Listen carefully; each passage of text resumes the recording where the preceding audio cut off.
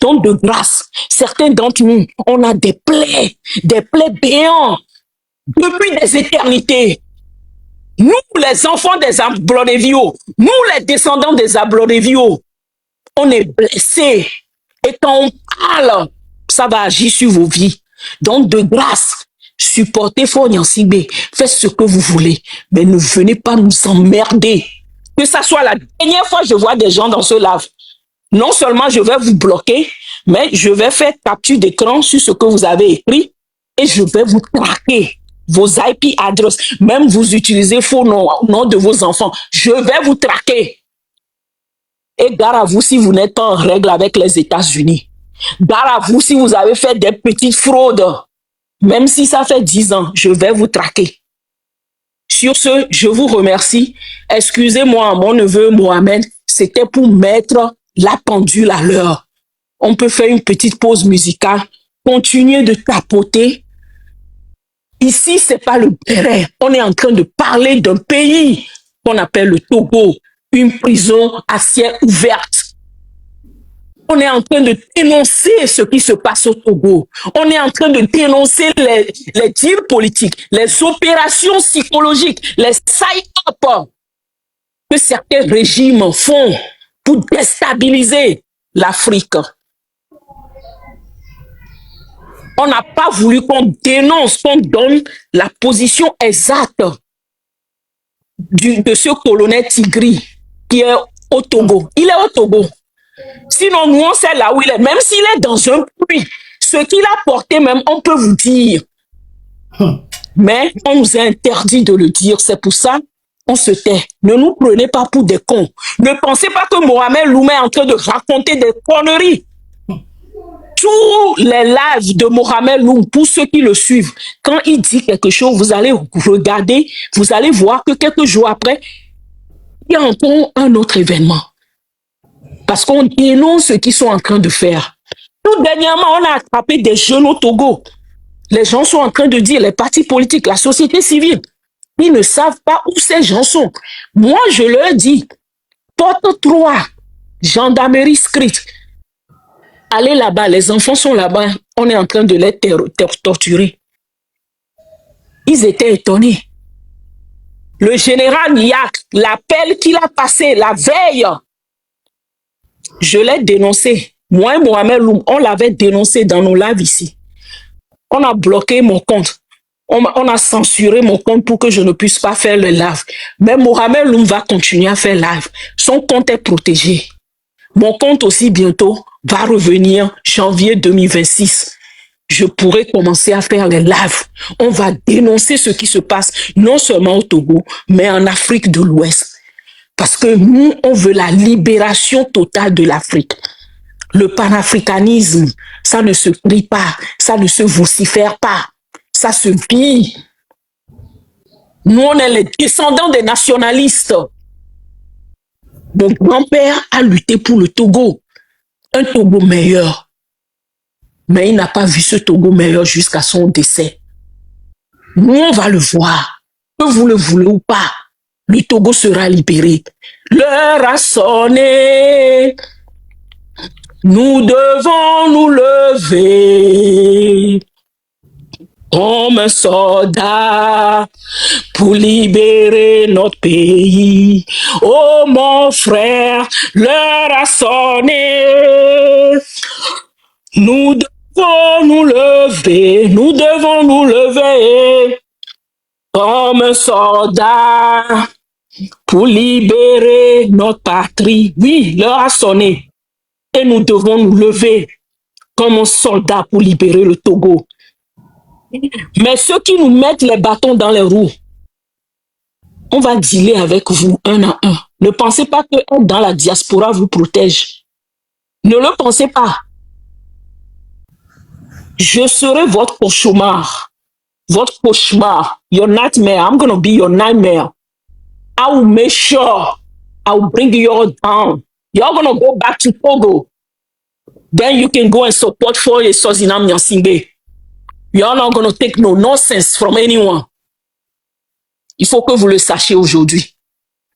Il y a des gens, des Africains, des Togolais qui travaillent qui sont... Je vais me taire, c'est mieux. Je pense que... Ne pensez pas que sur les réseaux sociaux vous protège. On vous voit. Les États-Unis, c'est un miroir. Merci. Claudine Martin, ne quitte pas avant que... Je vais faire une précision pour essayer d'édifier la lenteur de tous ces gens qui sont sur ce panel, qui nous écoutent sur ma page officielle, pour que chacun de nous puisse se comprendre, pour ne pas qu'on va dans la divergence. Moi, j'ai toujours eu à vous dire, en tant qu'investigateur, et nous avons une plateforme sur laquelle nous sommes en train de travailler.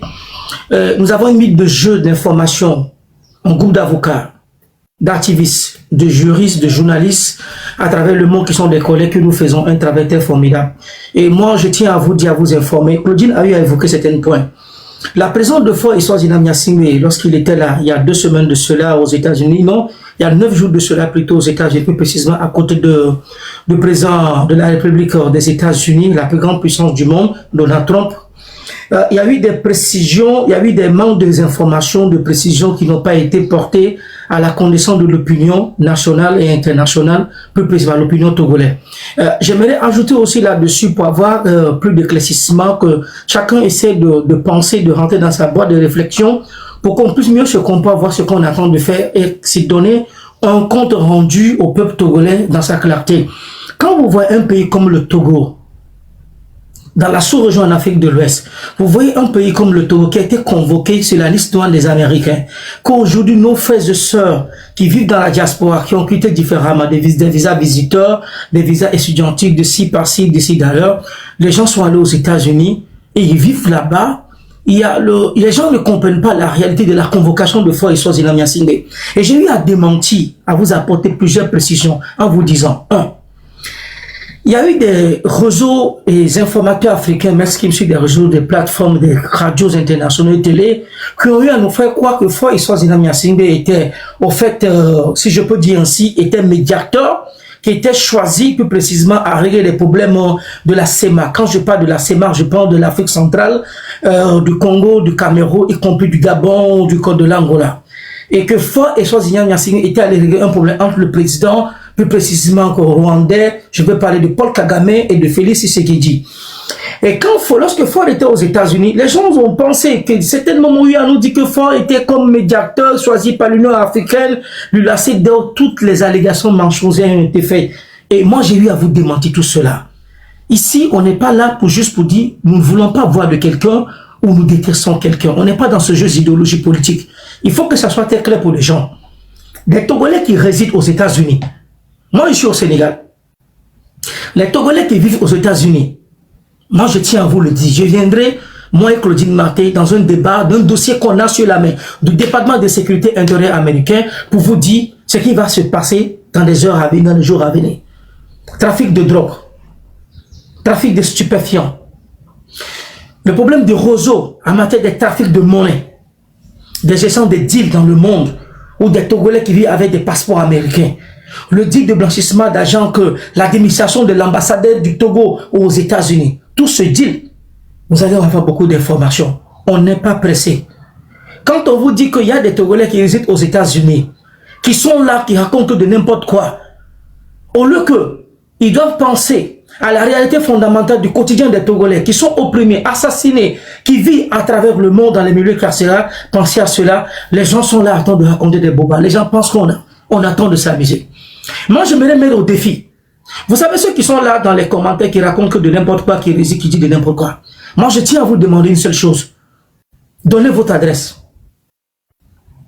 Montrez-vous à visage ouvert le travail que nous sommes en train de faire à travers le monde, et vous allez savoir la capacité ou l'incapacité que nous avons, que vous pouvez retourner au Togo. C'était juste parenthèse.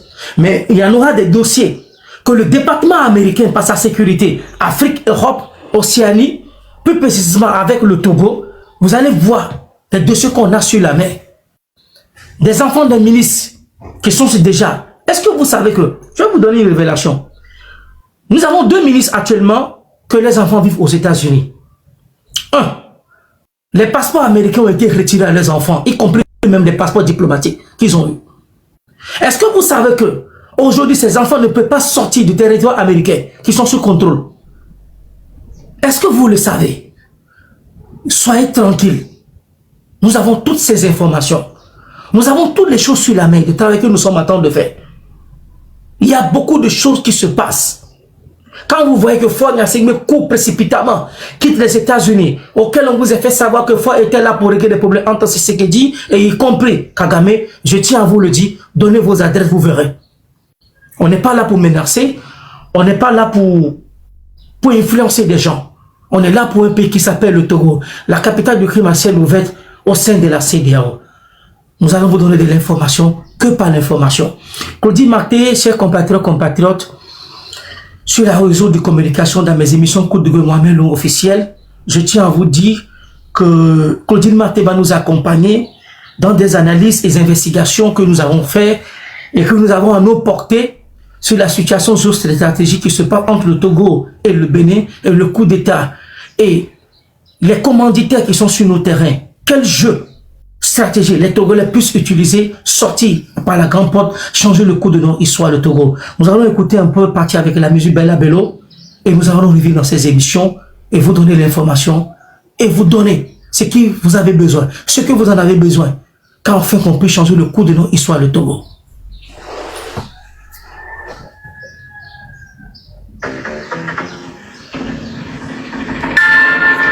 Tapotez le live, partagez le live, qu'on continue.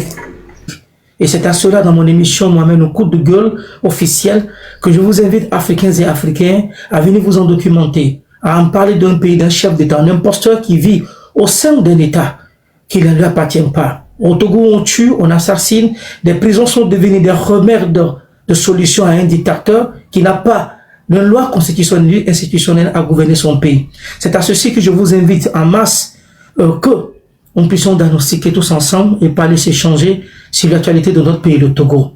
Madame Claudie Marté, j'étais en train de faire un exposé approfondi des services de renseignement, de nos investigations, de tous ces travaux que nous avons eu à faire, le cours de tous ces projets, nos hommes d'ici d'ailleurs qui sont en train de faire un travail formidable, y compris sur le terrain national, nos services de renseignement qui travaillent énormément pour qu'on puisse parler en avant, libérer ce pays. L'information que nous avons eu à le partager hors antenne, vous et moi, compte tenu de la visite du chef de l'État, Faure Gnassingbé, au sein des chefs de l'État de la CEDEAO, de demander d'un business gagnant-gagnant, puisque je vous ai aidé, vous m'avez aidé. Je suis dans des pétrins.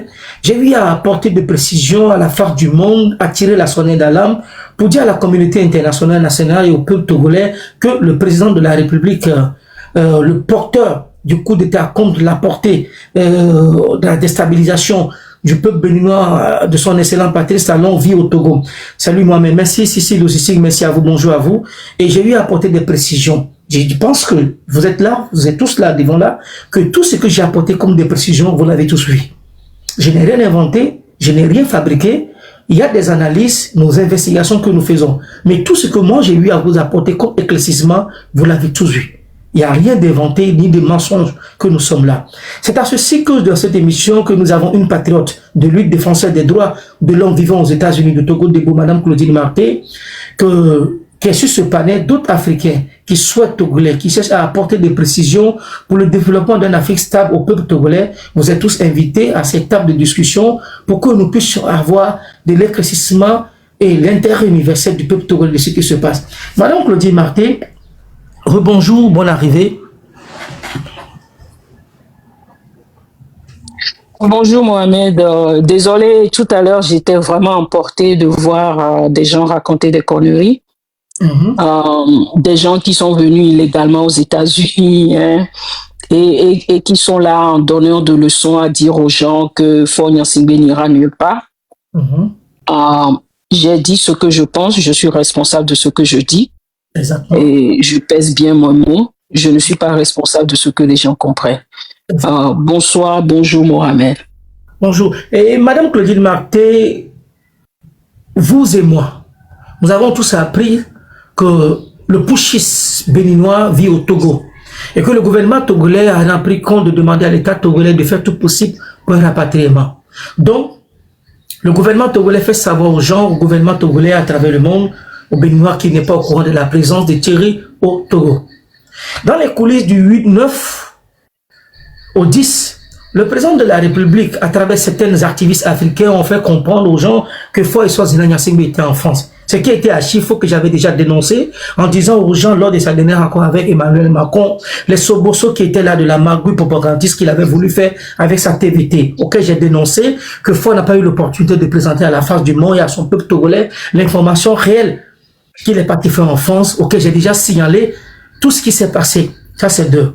Faure et Swaziland Nyasingbe, aujourd'hui, face à cette situation politico, auquel tous les services de renseignement du monde, de la sous-région et les chefs d'État ont fini par comprendre, et son absence en Côte d'Ivoire, le trouble jeu qu'il a joué dans l'attentat du coup d'État contre le président Patrice Talon. Dans ce jeu stratégique politique, Faure est allé plus précisément au Niger avec les pays de la CEDEAO, aller demander un soutien qui peut camoufler tous ces déstabilisateurs qui sont sur le sol togolais, que toutes les informations qu'ils éprouvent déjà, savent bel et bien que Faure cache le déstabilisateur béninois. Et je tiens à vous dire, Faure, le colonel n'est pas toute seule déstabilisateur, puisque une seule personne ne peut pas déstabiliser un État.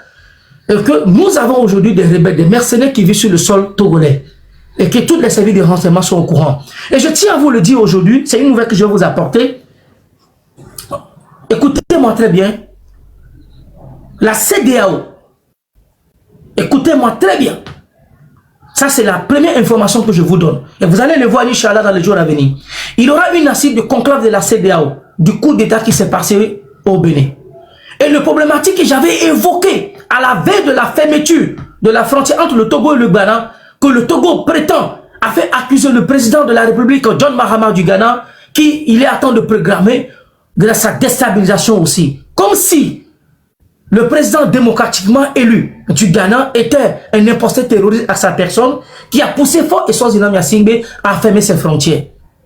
3. Lorsque j'ai signalé ce fait du ras-le-bol politique dangereux que Faure et Swaziland Nyasingbe est à temps de fonder comme l'État ghanéen, les gens ont un peu négligé. Il y a eu un attentat où des milices ont perdu leur vie. Ce même système politique que Faure est à temps de mettre en place comme l'État béninois qui a échoué.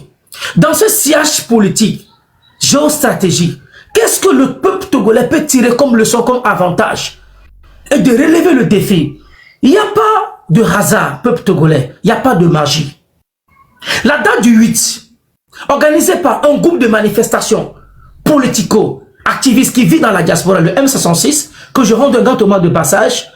Beaucoup de Togolais m'ont demandé, Monsieur Loum, pourquoi vous n'avez pas eu l'opportunité ouvertement à accompagner vos frères du M66 de ce qui se programmait des manifestations politiques au Togo? Je vous ai dit, calmez-vous. J'ai eu à dire à beaucoup d'Africains au Togolais, peuple togolais, soyez patients. Des gens m'ont écrit, des gens m'ont insulté, des gens ont raconté de n'importe quoi. Non, Monsieur Loum, vous devez encourager la manifestation du 8 qui devait avoir au Togo. Je vous ai dit, calmez-vous. Et il y a 3 jours de cela, avant que on commence cette conférence, sur ce panel, dans mes émissions, j'ai eu à vous le dire, la commission du panafricanisme que Faure et Swaziland est à temps de lancer au Togo est un événement non-lieu. J'ai eu à vous le dire, je ne mens pas, je ne fabrique rien, je n'invente rien. J'ai eu à vous dire, calmez-vous, peuple togolais, ne soyez pas pressés. Dieu est à temps de faire vos palabres. Croyez en ce que je suis à temps de vous le dire. Le M66, par son mouvement de la paix qu'il a lancé, que les gens pensent que c'était un échec, n'est pas juste un échec. Les gens m'ont posé la question sur la position de Franck Lemniansi. Pardonnez. Et sur cette page, j'ai eu à vous le dire, ma position du comportement de M. Franck Lemniansi. Est-ce que vous ignorez, peuple togolais? Dans le collectif juridique des avocats de Franck Lemniansi, on a l'un de notre Togolais, un avocat togolais éminent au barreau de Paris et de Marseille, Maître Alexis Iou, qui est un avocat togolais qui défend Franck Lemniansi. Pour le respect que je dois à ce monsieur et à son avocat, je n'ai pas voulu manquer de respect à Franck Lemniansi. Et je vous ai dit, je vous ai mis au défi, peuple togolais, chers amis du Togo, ce réseau panafricain, vous allez voir ce qui va se passer. Je vous ai dit. Je vous ai annoncé beaucoup de choses. Les gens n'ont pas voulu comprendre. Et le temps a fini par nous donner raison. Le temps a fini par nous donner raison. Je vous avais averti. Les gens m'ont critiqué. Les gens ont dit non, Mohamed, tu devais soutenir. J'ai dit, calmez-vous, il y a des choses qui se programment. Et je voulais profiter de l'instant pour dire à Franklin Nyansi. Ce que les gens n'ont pas compris, à mon doyen Franklin Nyansi, avec toute la considération, le respect que je lui dois, en tant qu'un aîné africain, je ne te manquerai pas de respect. Le mouvement panafricaniste qui a été organisé